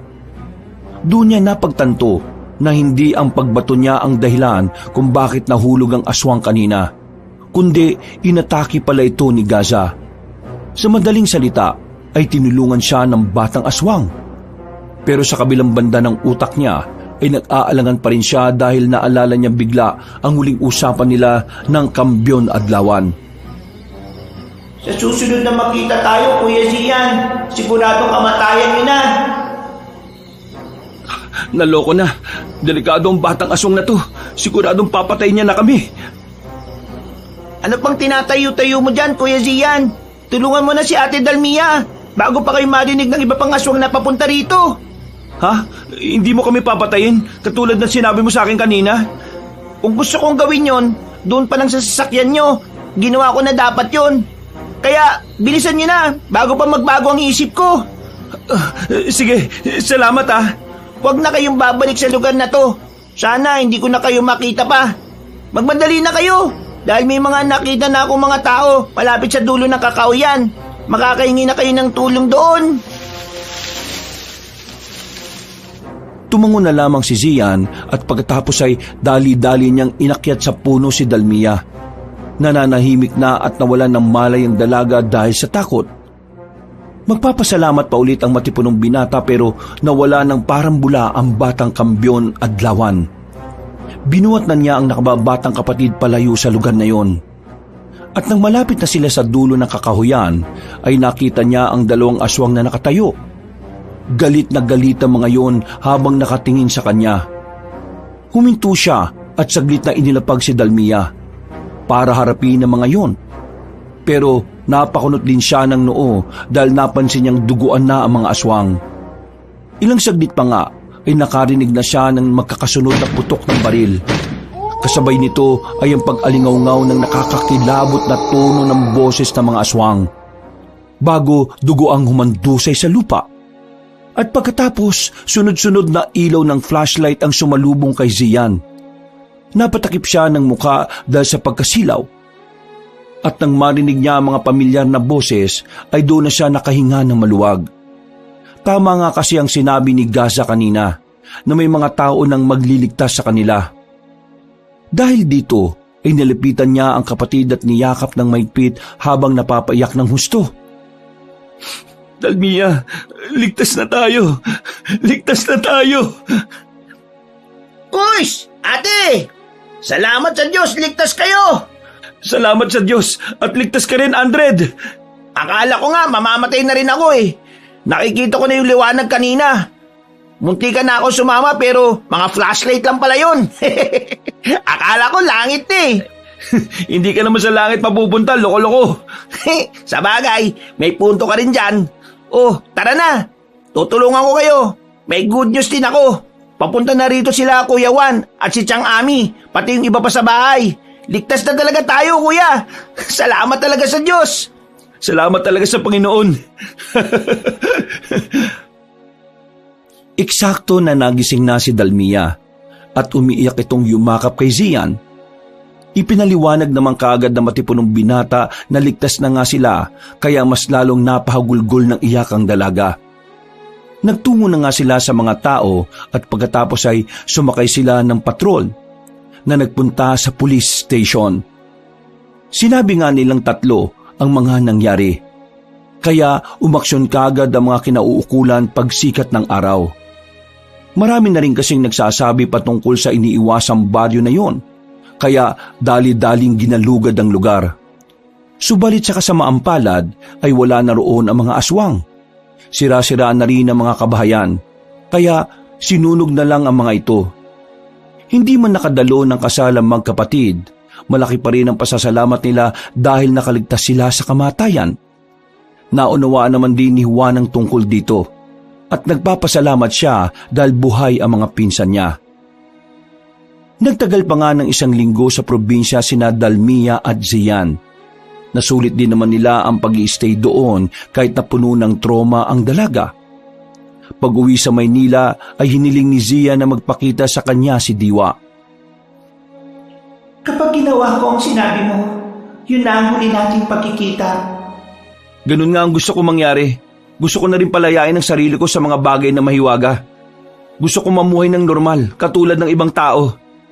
Sigurado ka na ba? Siguradong sigurado na. Hindi ka na magkakaroon ng mga pangitain kapag nawala na ako. Nagpapasalamat ako sa iyo, Diwa. Dahil simula ng bata ko, hanggang ngayon, nandito ka para sa akin. Pero gusto ko talagang mamuhay ng tahimik. Mangyayari lang yon kung wala akong malalaman sa hinaharap ko. Hahayaan ko na lang ang Diyos na kumilos sa buhay ko at sa kinabukasan ko, Diwa. Kung ganon, mangyayari ang gusto mo, Sian. Nagpakita nga sa kanya ang magandang babae na bigla na lang lumitaw sa bakuran ng kanilang bahay. Ngumiti yun saka lumapit at yumakap. Nakapagpaalam na sila at pagkatapos ay tuluyan ng naglaho na parang bula si Diwa. Simula nga noon ay tila naging normal na lang na tao si Zian. Hindi na siya dinadalaw ng bangungot. Wala nang pahiwatig at kung ano-ano pang kahiwagaan na nangyayari. Sa biyaya ng Panginoon ay nakapamuhay ng tahimik ang magkapatid at tuluyan na nilang kinalimutan ang masalimuot na nangyari sa probinsya. Kailanman ay hindi na nila ito napag-usapan pa dahil ayaw na nilang balikan ang mga pangyayaring yon sa kanilang mga buhay. Wakas,